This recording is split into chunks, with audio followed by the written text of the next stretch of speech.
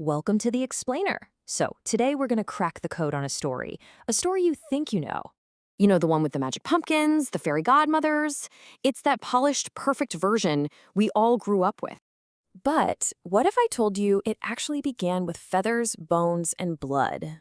Yeah, the true origins are way darker, way more complex, and honestly, so much more fascinating. Okay, let's dive in. Section 1. Beyond the Glass Slipper. See, this isn't just some simple fairy tale. Think of it more like a 2,000-year-old survival algorithm, a kind of culture code that has changed and mutated as it's spread across the globe. So how do we even begin to track a story like this? Well, folklorists have a really cool tool for this. It's called the Arne-Thompson-Uther Index, or ATU Index for short. The best way to think of it is like the periodic table, but for folklore. It lets us classify stories based on their structure and motifs, so we can see the tale's basic blueprint. And if we look at that index, Cinderella falls under tale type 510, the persecuted heroine. But it gets even more specific. Subtype 510A is our Cinderella, which is all about that stepmother conflict. For context, 510B is a different version, the donkey skin type, which deals with an unnatural father. So our story is squarely in the 510A camp. Section 2. A Tale's Global Blueprint. Okay, so we've got this blueprint, right? This basic structure. And for literally thousands of years, different cultures have taken that blueprint and built on it, adding their own unique fears, their own values. Let's trace that incredible journey. And what a journey it is. We're talking about a story that starts way back around 7 BC in Egypt with a tale called Rhodopis. Then it pops up around 850 AD in China as Yi Xian. From there, it makes its way to Europe, showing up in Italy in 1634, then France in 1697, and finally, the famous Grimm version in Germany in 1812. It's an epic migration of a story. So let's start at the beginning, with Rhodopis around 7 BC. Now get this, she wasn't a servant girl in a dusty house. She was a Greek courtesan in Egypt. And there's no evil stepmother, no stepsisters at all. Her big break comes when an eagle, which is a symbol for the god Horus, literally snatches her sandal and drops it in the pharaoh's lap. He finds it, searches for her, and boom, she's queen. It's not about virtue or being a good person, it's about divine providence. She's just chosen. Okay, now let's fast forward almost 1,000 years to Tang Dynasty China and the story of Ye Shen. This is where things get visceral. The magical helper here is her own mother, who's been reincarnated as a fish. But the stepmother finds out, kills the fish, and eats it. The justice? The stepmother gets crushed by falling rocks. Brutal. Then jump over to 17th century Italy with Cenerentola, and this one is a real shocker. The heroine, Zazzola, actually conspires to murder her first stepmother, only to end up with an even worse one. Her suffering is basically karmic payback. And this is where we see a major split in the story's evolution. In 1697 France, you have Charles Perrault.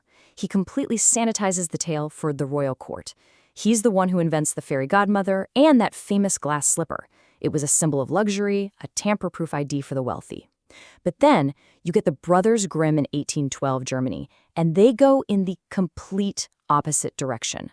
They dig back into those primal earthy roots. The magic doesn't come from a godmother, it comes from a tree growing on her mother's grave. And the stepsisters, well, they literally mutilate their own feet to try and fit into the shoe. I mean, just listen to this line from the Grimm's version. The stepmother tells her daughter, "Cut the toe off. When you are queen, you will no longer have to go on foot." Wow, that just reveals such a brutal pragmatism, right? It's this idea of sacrificing a piece of your own body for social advancement. That is a world away from a fairy godmother just waving a magic wand. Section 3. Mapping the key mutations. So all these different versions might seem totally random, but they're not. They're actually using the same modular parts, the same building blocks, to construct a story that perfectly reflects their own culture. And this table makes it super clear. Look at these core motifs. Let's call them the myth's Lego blocks. You've got the helper, the slipper test, and the villain's fate. In China, the helper is a reincarnated fish. In France, it's a fairy godmother. In Germany, it's magical birds. Look at the villain's fate. In China, crushed by stones. In Germany, blinded by birds. But in Perrault's courtly French version, they're forgiven. Each piece is swapped out to fit the moral and social values of the time and place. Section 4. The code inside the story. So this begs the question, right? With all these wild variations, why does this specific story persist? Why does it have such staying power? Well, the answer isn't in the plot. It's in our psychology. Fundamentally, the story acts as a kind of psychological safety blanket. It taps into something called the just world hypothesis. That's a cognitive bias we all have, this deep-seated need to believe that the world is fair, that good actions are eventually rewarded and evil actions are punished. Cinderella tells us, yes, the world is just. Even when we know deep down that's not always true, it's comforting. And it's not just about cosmic justice. The famous psychoanalyst Bruno Bettelheim had a fascinating take on this. He argued it's a safe way for kids to process really complex, universal feelings. Think about it. The story splits the mother figure in two.